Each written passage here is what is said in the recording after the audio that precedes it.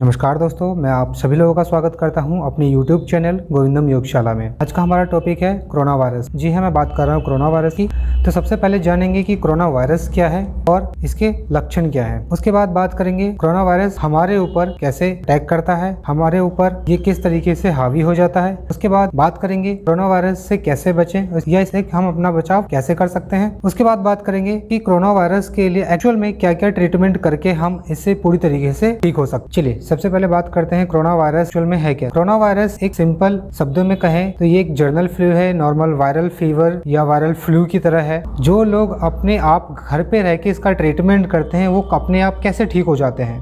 ये उन्हीं लोगों को कैसे जकड़ता है जिनके ऑलरेडी कोई ना कोई एक प्रॉब्लम साथ में है, उनको बीपी, डायबिटीज़, जिनको एक्स्ट्रा कोई बीमारी है इसके वायरस के अलावा, उन पे ये ज़्यादा इफेक्ट करता है, ना कि एक सिंपल आदमी के ऊपर जिसको कोई भी बीमारी नहीं है, उसका इम्यून सिस्टम बहुत अच्छा है, वो सिर्फ घर पे रह के ट्रीटमेंट करता है और घर पे ही ठीक हो जाता है। कैसे? कोरोना वायरस जब आपको स्टार्टिंग में आपके बॉडी में इंटर करता है तो सबसे पहले कुछ लोग कहते हैं कि सर हम एसिम्प्टोमेटिक हैं, कुछ लोग कहते हैं सर हमें फीवर हुआ, कुछ कहते हैं बॉडी पेन स्टार्ट हुआ, कुछ कहते हैं टेस्ट, स्मेल, सोर थ्रोट चीज़ें डेवलप होती है। लेकिन एक चीज़ सिंपल सी है कि जिनका इम्यून सिस्टम बहुत ज़्यादा अच्छा है उसमें कई बार कोई सिम्टम्स नहीं आता, वायरस आता है और वो टेस्ट करवाते हैं, उनका पॉजिटिव दिखता है और वो कहते हैं हमें सिम्टम्स नहीं है, और वो कुछ टाइम के बाद नेगेटिव भी हो जाते हैं। लेकिन उनको पास ना फीवर होता है, ना बॉडी पेन होता है, ना सोर थ्रोट होता है, कुछ भी नहीं होता उनको, ठीक है। लेकिन एक तरफ वही लोग हैं जिनको सारी हो जाती है, सोर थ्रोट भी हो जाता है, टेस्ट भी होता है, फीवर होता है, वो होती हैं। इसमें मेनली करने वाली बात यह है कि मैं उन लोगों के लिए बात करूंगा जो उनको स्टार्टिंग में फीवर आता है। अगर आपको फीवर आ रहा है 1 दिन, 2 दिन, 3 दिन, 4 दिन, 3 दिन आपके पास कंटिन्यू फीवर है और आपको लग रहा है कि मेरा फीवर ठीक नहीं हो रहा, तो मैं सबसे पहले रिक्वेस्ट ये करूंगा कि आप सबसे पहले फीवर को ख़त्म कीजिए। फीवर को ख़त्म करने के बाद आप ये टेस्ट कीजिए कि आपको ब्रीथ लेने में प्रॉब्लम हो रही है या नहीं हो रही है, क्या आपकी ब्रीदिंग अच्छी है या नहीं है। मेन 2 चीज़ें सबसे ज़्यादा इंपॉर्टेंट है, आपकी ब्रीदिंग, दूसरा फीवर। अगर इन दोनों को आपने सही मौके पे पकड़ लिया, सही मौके पे एक्चुअल में जान लिया कि हाँ ये चीज़ें मेरे साथ प्रॉब्लम कर रही है, तो आप इस वायरस का शिकार होने से बच सकते हैं। स्टार्टिंग में जब आपके पास फीवर आएगा एक, तो उस फीवर को इग्नोर मत कीजिए। आप सबसे पहले उस फीवर के ऊपर आप काम कीजिए। आपको जो ट्रीटमेंट आपको सूट करता है, आयुर्वेद, होम्योपैथ, एलोपैथ, आपका फैमिली डॉक्टर, सबसे पहले आप फीवर को कंट्रोल कीजिए, क्योंकि वायरस जो है वो धीरे धीरे वो आपको इंटीमेट कर रहा होता है, ठीक है। और जब फीवर अचानक से बहुत ज्यादा तेज हो जाता है, हाईली फीवर हो जाता है, तो मान लीजिए वो आपको बॉडी को नुकसान कर सकता है, क्योंकि वो अंदर ही अंदर आपके लंग्स को खत्म कर रहा होता है। जैसे अंगूर के गुच्छे होते हैं, उसने क्या किया, पहले एक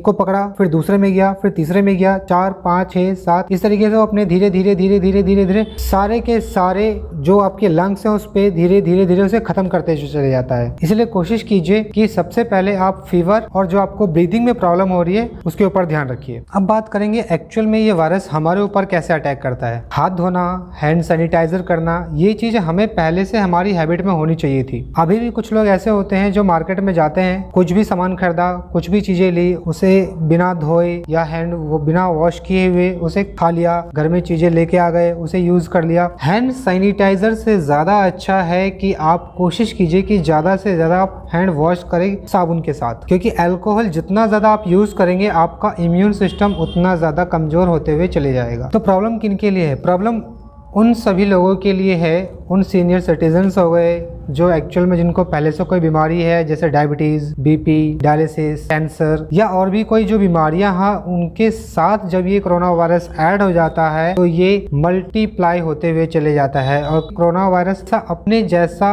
एक दूसरा जनरेट करता है, मतलब अपनी फोटोकॉपी आप कह सकते हो, अपनी फोटोकॉपी करता है। ये एग्स के थ्रू नहीं करता है। जब वायरस हमारी बॉडी में अंदर जाता है तो ये हमारी बॉडी हमें इंटीमेट जरूर करती है, कुछ ना कुछ चीजें हमको जरूर दिखाई देती है। जब ये वायरस हमारी बॉडी के अंदर आता है तो सबसे पहले हमारे लंग्स के ऊपर इफेक्ट करता है और एक्चुअल में वही हो रहा है और हम लोग उस पर ध्यान नहीं देते हैं। ये वायरस आसपास के लोगों के साथ साथ तो हमारे को मिल भी जाता है, लेकिन कई बार हम इतना ज्यादा इसको अपने ब्रेन के अंदर रख लेते हैं कि अब हमें लगता है कि हम पॉजिटिव हो गए। आप सुबह से लेकर शाम तक न्यूज देखिए, आपको ऐसा फील होगा कि शाम को कि आप कोरोना पॉजिटिव पेशेंट हैं। तो अपने आप को पॉजिटिव रखिए, क्योंकि साइकोलॉजिकल लेवल पे ये बहुत ज्यादा इफेक्ट करता है। मैं आपको एक छोटी सी स्टोरी से क्लियर करना चाहूंगा। मे भी शायद आप लोगों ने ये स्टोरी सुनी भी होगी। अमेरिका में एक कैदी था जिसे फांसी की सजा सुनाई गई थी।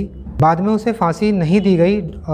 कुछ डॉक्टर्स वहाँ पे गए, उन्होंने बोला कि हम आपको फांसी नहीं देंगे, लेकिन आपकी जो मौत होनी है सेम डेट और सेम टाइम पे होनी है, लेकिन मौत का तरीका चेंज हो गया है। अब वो डर गया कि भाई फांसी होनी थी, मरना मुझे है, लेकिन ऐसा क्या करेंगे। तो उन्होंने बोला कि आपकी जो मौत होगी वो एक सांप के काटने से होगी। अब उसके दिमाग में ये बात घर कर गई। लगभग 10 दिन का टाइम था और डेली एक डॉक्टर आता था और उसको यही बात बोल के चले जाता था कि सांप के काटने से आपकी मौत होगी, सांप के काटने से आपकी मौत होगी, और कंटिन्यू वो चीजें उसके दिमाग में चलती रही। जब वो टाइम आया और वो डेट आई, उसको एक चेयर पे बिठा दिया गया और उसको एक चेयर पे बिठाने के बाद उसकी आंखों को बंद कर दिया गया, आंखों पे एक पट्टी बांधी गई और उसके हाथों पे 2 पिन चुबा दिए गए और उसकी डेथ हो गई। डेथ होने के बाद जब उसका पोस्टमार्टम किया गया, आप बिलीव नहीं करेंगे कि एक्चुअल में उसकी बॉडी से वही पॉइजन मिला जो एक सांप के काटने के बाद मिलता है। तो ये क्या था? साइकोलॉजिकल तौर पे आप जब अपने बॉडी में किसी चीज को कंटिन्यू सोचते रहते हैं तो एक्चुअल में वो बॉडी वो चीज प्रोड्यूस कर लेती है। उसी तरीके से आप न्यूज, डॉक्टर्स, इन लोगों ने इतना ज्यादा डर फैला रखा है लोगों के अंदर कि लोगों को दूसरा कुछ सोचने का मौका ही नहीं दे रहे। आपके गले में खराश हुई, कोविड। आपको डस्ट से स्नीजिंग हो गई, कोविड। आपने ठंडा पानी पी लिया, जुकाम जैसा फील हो रहा है, कोविड। आपको फीवर जैसा फील हो रहा है, कोविड। मतलब डॉक्टर्स और आसपास के जो लोग हैं आपको दूसरा ऑप्शन दे ही नहीं रहे हैं। आप वायरल के बारे में नहीं सोच पा रहे हैं, आप ये नहीं सोच रहे कि मौसम चेंज होने से भी हो सकता है, ठंडा पानी पीने से हो सकता है। तो ये सब क्या, साइकोलॉजिकल लेवल पे आप जितना ज्यादा सोचते हैं उतना ज्यादा आपकी बॉडी में इफेक्ट होता है और कहीं ना कहीं वो चीजें आपके सामने आ जाती है। तो इस तरीके से साइकोलॉजिकल इफेक्ट तो करता ही है। साथ में हम लोग कई बार बहुत सारी चीजें करते हैं, तो हम लोग हैंड सैनिटाइज तो कर रहे हैं, लेकिन क्या हो रहा है, हम लोग उसे वॉश नहीं करते। हमने कुछ बाहर हैं, कुछ हैंड सैनिटाइज किया और खाना खा लिया, तो क्या वो प्रॉपर तरीके से चीजें खत्म हो गई आपके हाथों से? नहीं, कहीं ना कहीं वो चीजें रहती है जो आपके बॉडी में अंदर चली जाती है, रोज आके बाद में एक्टिवेट हो जाती है और फिर आप वहां से बीमार पड़ने लगते हैं। तो मैं आप सभी से लोगों से रिक्वेस्ट करूंगा, कोशिश कीजिए हैंड सैनिटाइज आप कीजिए, लेकिन जब आपके पास ऑप्शन ना हो, लेकिन जब भी मौका मिले, जहां भी मौका मिले, कोशिश कीजिए कि आप साबुन से हैंड वॉश जरूर। अब हम बात करेंगे हम इससे कैसे बच सकते हैं और क्या क्या बचाव कर सकते हैं। सबसे पहली चीज, आपको हमेशा अभी कुछ टाइम के लिए ठंडी चीजों का यूज बंद कर देना है। आपने कुछ भी चीज फ्रिज से निकाली, उसे खा लिया, कुछ भी चीज फ्रिज से निकाली, उसे पी लिया, उन चीजों को अवॉइड करना है।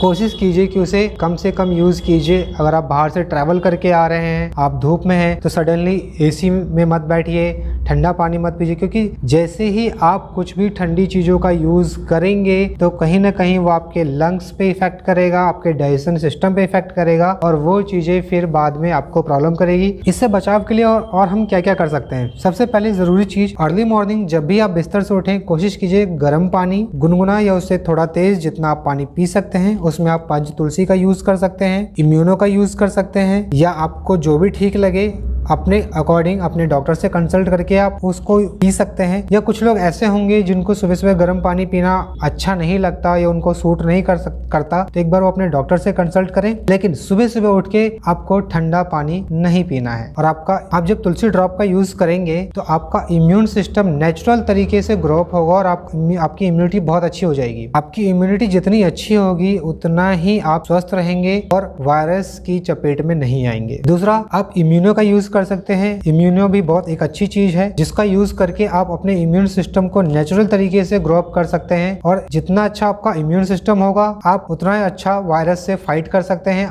क्योंकि सारा खेल अभी के टाइम पे सिर्फ और सिर्फ इम्यूनिटी सिस्टम का है। इसीलिए अपने इम्यून सिस्टम को बढ़ाने के लिए आप जो भी चीजें ले सकते हैं वो आप अपने डॉक्टर से कंसल्ट करके, या आपको और भी चीजें जानना है कि आप क्या क्या चीजें ले सकते हैं, तो आप हमारे कमेंट सेक्शन में आके हमसे पूछ सकते हैं, हम आपको वहाँ पे सजेस्ट कर देंगे। और इम्यूनिटी के लिए जरूरी नहीं कि एक जो बहुत अच्छा बॉडी बिल्डर है, जो अच्छा जिम करता है, जो अच्छा रनर है, उसका इम्यून सिस्टम बहुत अच्छा है, ऐसा बिल्कुल नहीं है। इम्यून सिस्टम और आपका ये बॉडी बिल्डिंग दोनों अलग अलग चीजें हैं, क्योंकि आपने अपनी बॉडी तो बिल्डअप कर ली, चीजें तो डेवलप कर ली, लेकिन आपके बॉडी में जो एक्चुअल चीजें होनी चाहिए थी जो वायरस से फाइट करेगा वो तो नहीं है। अभी बहुत सारे केस ऐसे देखने को मिले जो एक्सरसाइज करते थे, जिम्नास्टिक थे, उनको भी वायरस हुआ, वो भी भी वायरस की चपेट में आ गए, तो क्या उनका इम्यून सिस्टम अच्छा नहीं था? बॉडी तो बहुत अच्छी थी, तो इम्यून सिस्टम भी अच्छा होना चाहिए था? नहीं, आपकी बॉडी अच्छी है, आपका हेल्थ अच्छा है, लेकिन आपका इम्यून सिस्टम कमजोर है तो भी आपको वो इफेक्ट करेगा। तो हमेशा अपने इम्यून सिस्टम को डेवलप करने के लिए कुछ ना कुछ चीजें मिलती है मार्केट में, और कोशिश कीजिए कि 100% नेचुरल चीजें लीजिए, एलोपैथिक चीजों को अवॉइड कीजिए। मैंने जो आपको चीजें बताई और ये आपको जो भी चीजें बताऊंगा वो सारी की सारी 100% आयुर्वेदिक, 100% नेचुरल चीजें होती हैं। हर इंसान को अपने डेली रूटीन में protein, vitamin, minerals and fibre, ये सारी की सारी चीज हर इंसान को अपने डेली रूटीन के खाने के अंदर चाहिए, तभी जाके उसका इम्यून सिस्टम बहुत ज्यादा अच्छा रहता है। इस PVMF को कंप्लीट करने के लिए आप अपने डाइटिशियन, अपने डॉक्टर से भी कंसल्ट कर सकते हैं, और कुछ मार्केट में नेचुरल चीजें अवेलेबल हैं जिसे लेके आप यूज कर सकते हैं। जैसे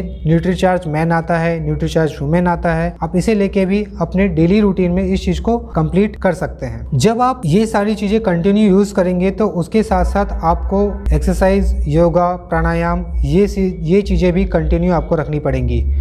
अपनी लंग्स की कैपेसिटी बढ़ाने के लिए आप सुबह सुबह 24 घंटे में से 24 मिनट जरूर निकालिए, जिसमें से आप योगा, प्राणायाम, एक्सरसाइज जो भी आपको ठीक लगता है आप उसे कंटिन्यू कर सकते हैं, अपने ओवरऑल हेल्थ को अच्छा बना सकते हैं। लंग्स की कैपेसिटी बढ़ाने के लिए आप घर पे जल नीति, कुंजल और डिटॉक्स प्रोग्राम भी यूज कर सकते हैं। छोटे छोटे उपाय हैं जिसे आप कंटिन्यू करके अपनी ब्रीदिंग लेवल को इम्प्रूव कर सकते हैं, जो आप नॉर्मली और जर्नली कहीं भी बैठे कर सकते। जैसे आप एक चीज गांठ मान लीजिए, आप जब भी और जहां भी हैं, आपको जब भी फ्री टाइम मिले या जब भी आपको याद आए, आप जस्ट स्टार्ट डीप ब्रीदिंग। आप ड्राइविंग कर रहे हैं, लंबा रूट है, ड्राइविंग करते करते जस्ट स्टार्ट डीप ब्रीदिंग। आप घर में बैठे हैं, टीवी देख रहे हैं, स्टार्ट डीप ब्रीदिंग। क्योंकि आप जितना ज्यादा डीप ब्रीदिंग करेंगे उतना ही ज्यादा ऑक्सीजन आपके लंग्स के अंदर जाएगा, आपकी बॉडी को मिलेगा, और उतना ही ज्यादा आपकी इम्यून सिस्टम ग्रो होती चली जाएगी। और जैसे मोस्टली कई सारे लोग होंगे जिनके घरों में शंख होगा, तो इस टाइम आप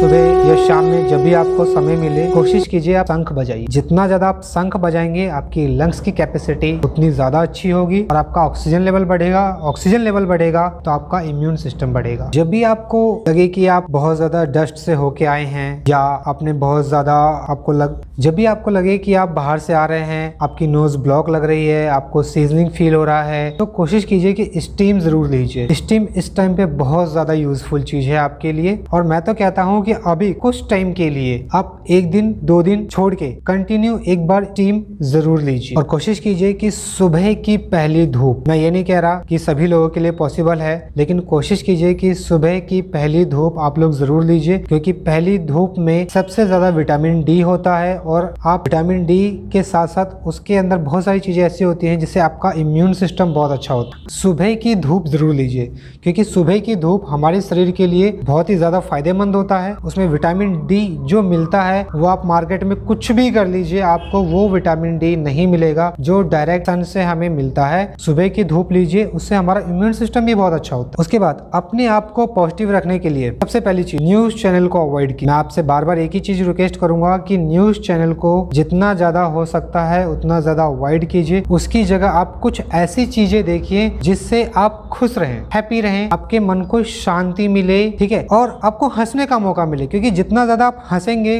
खुल के हंसेंगे, आपकी लंग्स कैपेसिटी अच्छी होगी। और अपने आप को पॉजिटिव रखने के लिए इसके साथ साथ आप मेडिटेशन, ओम चैंटिंग, महामृत्युंजय मंत्र, गायत्री मंत्र, इन सब चीजों का भी यूज आप कर सकते हैं, जिससे आप साइकोलॉजिकल लेवल पे अपने आप को पॉजिटिव रख सकते हैं। और ऑक्सीजन लेवल अचानक से आपकी बॉडी में कम नहीं होता है। अगर आपकी बॉडी में ऑक्सीजन लेवल अचानक से कम हो रहा है तो उससे पहले आपकी बॉडी ने आपको इंटीमेट जरूर किया होगा। ये नहीं कि आप बैठे हैं और अचानक से ऑक्सीजन लेवल कम हो गया। भगवान ने हमें 2 अच्छे खासे सिलेंडर दिए हुए हैं, उसका यूज कीजिए। आप प्राणायाम कीजिए, प्राणायाम से आपका ऑक्सीजन लेवल अच्छा रहेगा। अब बात करते हैं, अगर आप पॉजिटिव हो जाते हैं तो क्या करें। सबसे पहली चीज कि एलोपैथ में अभी तक कोई भी ऐसी मेडिसिन नहीं बनी जो आपको कोरोना वायरस से ठीक, वो सिर्फ प्रिकॉशनरी तौर पे प्रिवेंटिव तौर पे आपको मेडिसिन देते हैं, जिसकी वजह से आप ठीक भी होते हैं, नहीं भी होते हैं। क्या चल रहा है ये आपको अच्छे से पता है। मैं आपको रूबरू करवाता हूँ डॉक्टर राजकुमार ठाकुर जी से, जो कि हेम्योपैथिक डॉक्टर हैं और इन्होंने बहुत सारे कोविड पेशेंट को, जो कि बहुत ज्यादा सीरियस है,